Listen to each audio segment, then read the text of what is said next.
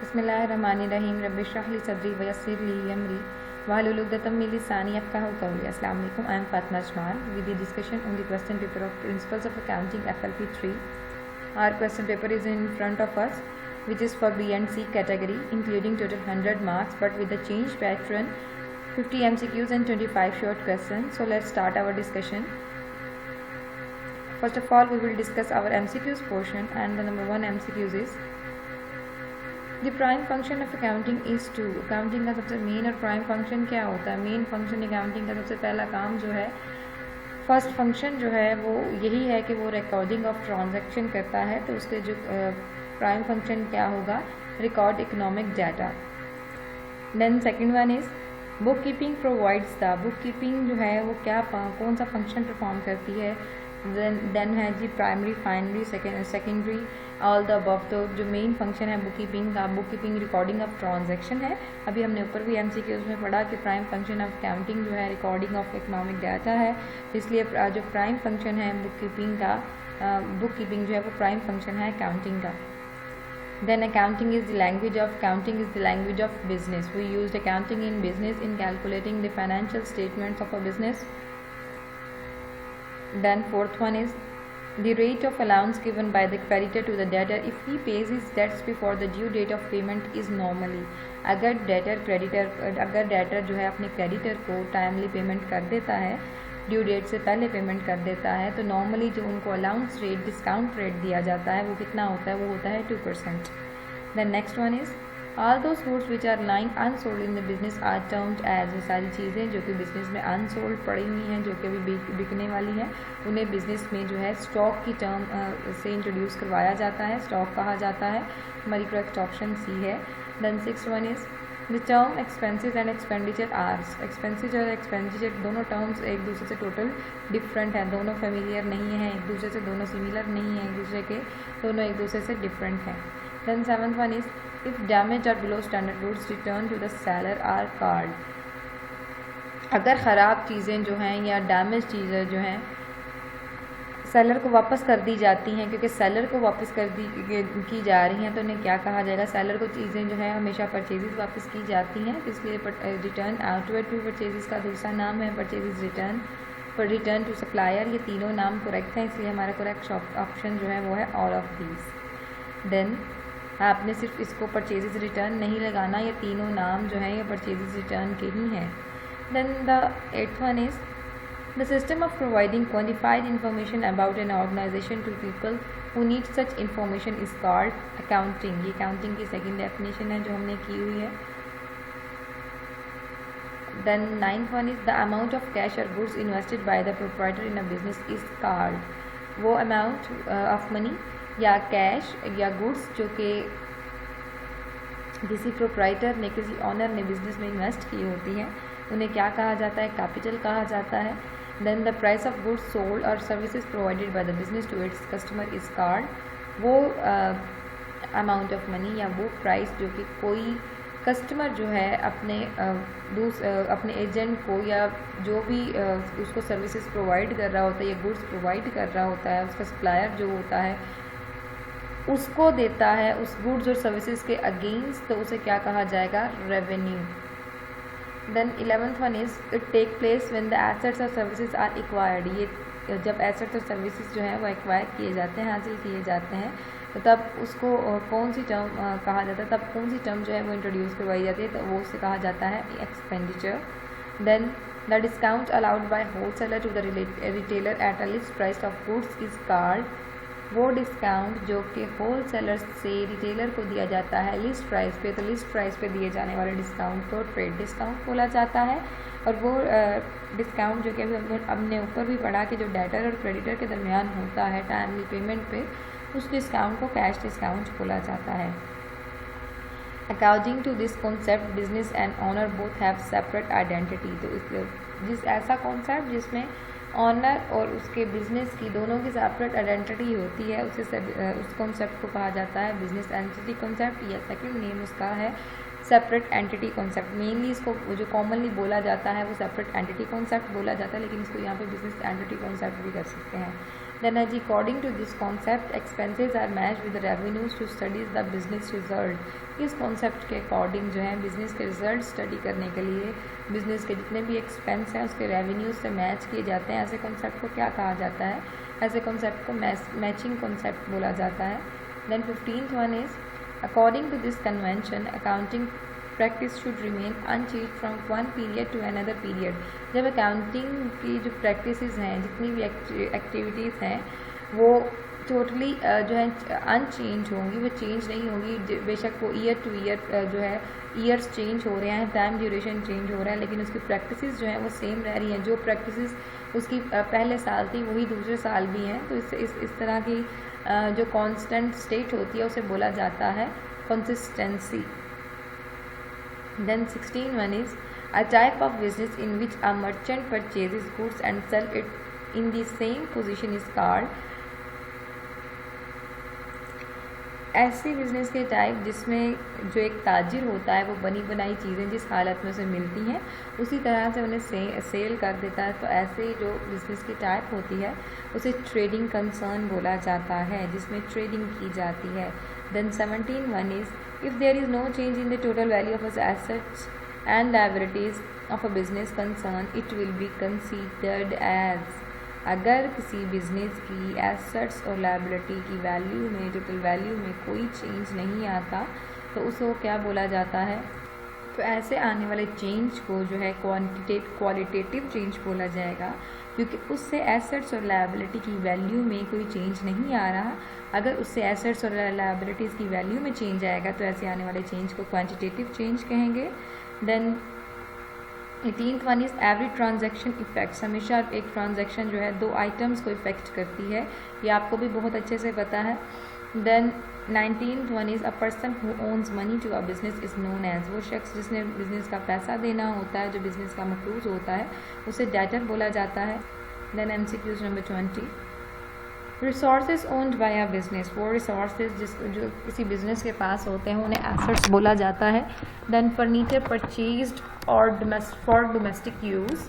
वो फर्नीचर जो कि डोमेस्टिक यूज़ के लिए परचेज़ किया जाएगा तो उसका क्या इफ़ेक्ट होगा बिजनेस पे? क्योंकि एक तो फर्नीचर परचेज़ किया जा रहा है, दूसरा डोमेस्टिक यूज़ यानी कि फॉर पर्सनल यूज़ भी हम वर्ड इधर यूज़ कर सकते हैं। तो इट मीन्स कि ये ड्राइंग्स हैं। तो एक तो ये एसेट में कमी है और दूसरा जो है कैपिटल में भी कमी, एसेट में भी कमी है क्योंकि एक तरफ ड्राइंग्स की गई हैं और एक ड्राइंग्स कैपिटल में कमी होती है और दूसरी तरफ कैश गया है, इस वजह से कैश पे किया गया है, इसलिए एसेट में भी कमी है। Then next one is the excess of assets over liability is called. Assets जब लायबिलिटी से ज़्यादा होते हैं तो उसे क्या कहा जाता है?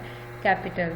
Then 23rd is sold goods costing ₹1500 for ₹1750 will increase the owner equity by rupees। ऐसी चीज़ें जिनकी कीमत थी 1500 और उन्हें 1750 का बेचा गया तो उसकी वजह से ऑनर इक्विटी यानी कि कैपिटल पे कितना इफेक्ट पड़ेगा? वो 250 का पड़ेगा, इन दोनों को माइनस करके। Then next one is all events which are related to business are measured in. वो क्योंकि बिजनेस हमेशा उन्हीं ट्रांजैक्शन को जो है रिकॉर्ड करता है जो कि इन फॉर्म ऑफ मनी होती हैं, इसलिए मनी आएगा इसका जो करेक्ट आंसर है। The right process possessed by the owner against the assets of a business are called owner equity. Then accounts which keep record of properties और things are called. Accounts जो कि properties का record या चीज़ों का record रखते हैं, ऐसे अकाउंट्स को रियल अकाउंट्स बोला जाता है। Then purchase of furniture should be debited to. जब फर्नीचर परचेज किया जाता है तो उसको डेबिट कहाँ पे किया जाता है? तो फर्नीचर अकाउंट इसमें डेबिट किया जाता है क्योंकि फर्नीचर अकाउंट डेबिट, और अगर कैश है तो कैश क्रेडिट और क्रेडिटर है तो क्रेडिटर क्रेडिट होगा। Then discount receive from Ali should be debited to. Ali से डिस्काउंट रिसीव किया गया है उसको हम डेबिट क्या चीज़ करेंगे? क्योंकि डिस्काउंट रिसीव किया गया इसलिए वो क्रेडिट होगा और अली से की तरफ से रिसीव किया गया इसलिए अली अकाउंट जो है वो डेबिट होगा। Then real and nominal accounts are maintained under. Real और नॉमिनल अकाउंट किस सिस्टम में बनाए जाते हैं, मेंटेन किए जाते हैं? That is single entry system. Purchase furniture on account will be credited to. जब हम उधार पे फर्नीचर परचेज करते हैं तो उसको क्रेडिट कहाँ पे किया जाता है, तो उसमें क्रेडिट ऑब्वियसली क्रेडिटर का अकाउंट होता है, furniture account debit and creditors account credit.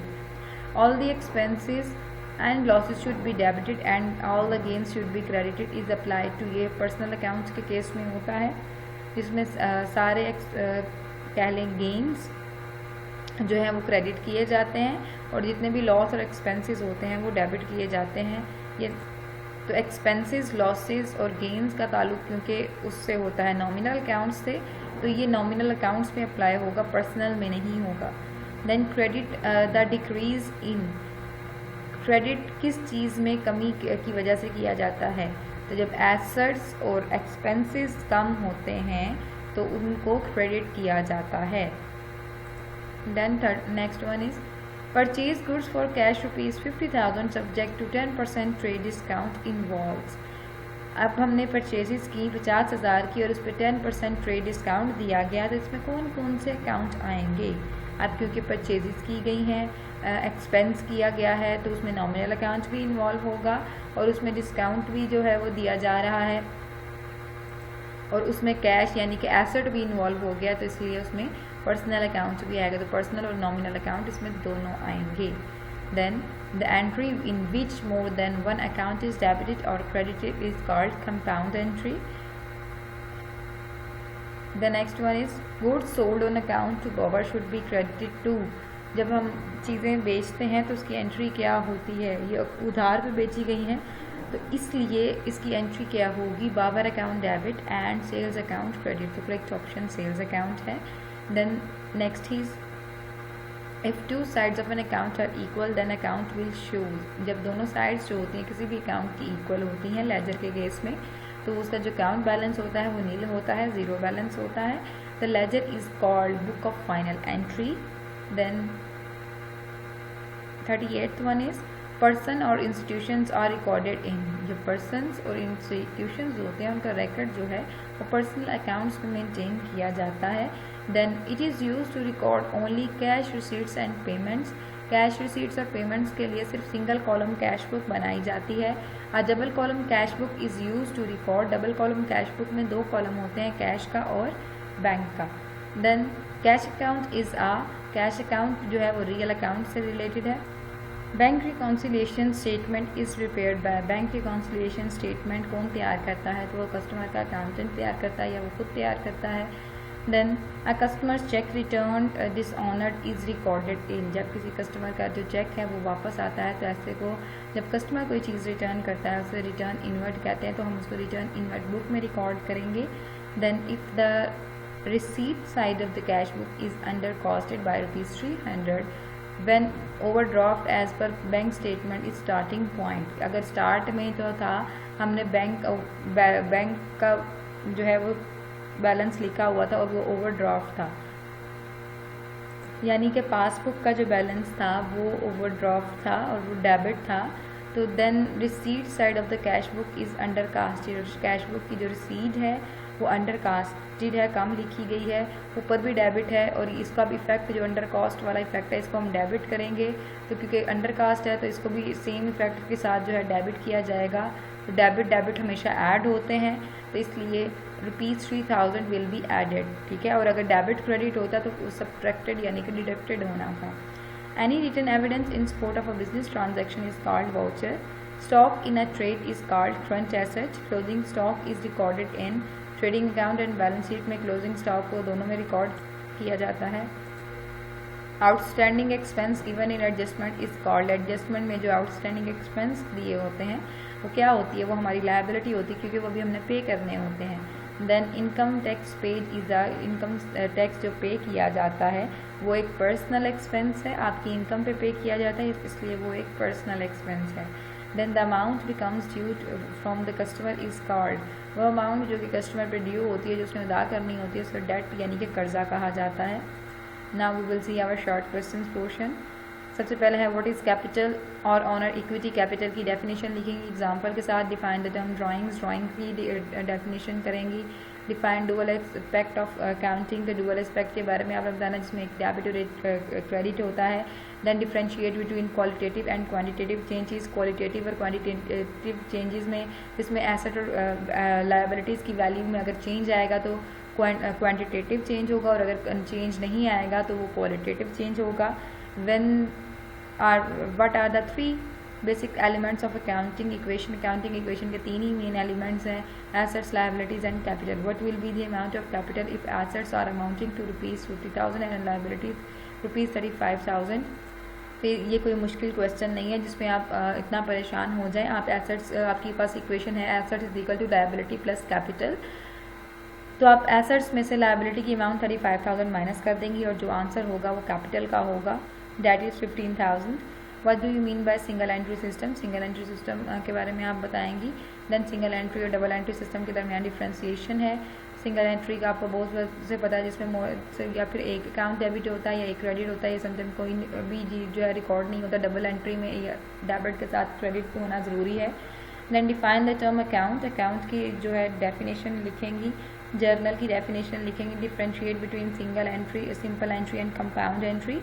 Simple entry और कंपाउंड एंट्री के बारे में आप रिकॉर्ड करेंगी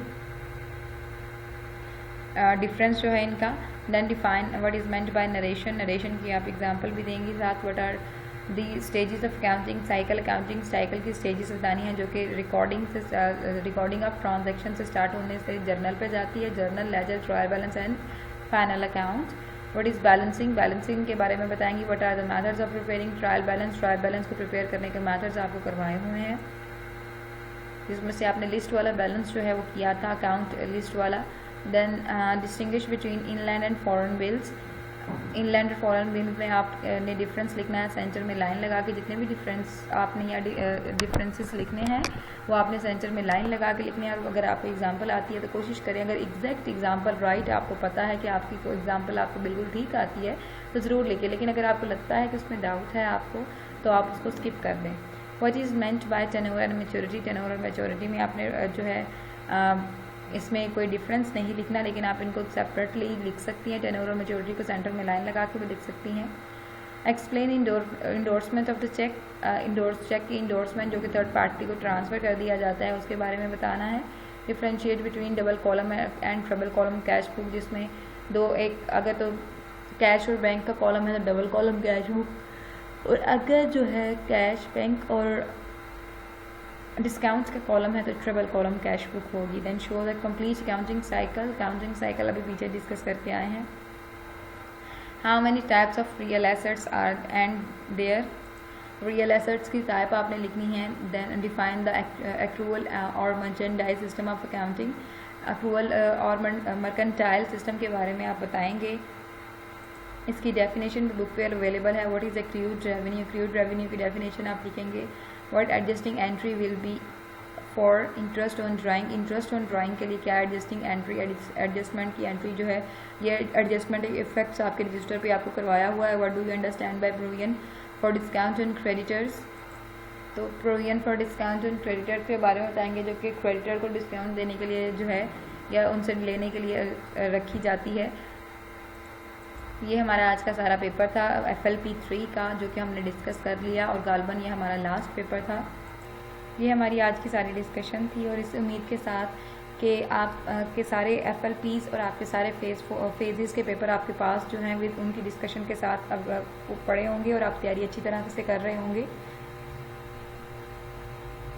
अब आपकी अकाउंटिंग के फेजेस सब कुछ जो है वो कंप्लीट है। अब आपने अच्छी तरह से जो है इसकी तैयारी करनी है घर रहकर, और अपने पेपर्स जो हैं वो अच्छे तरीके से देने हैं।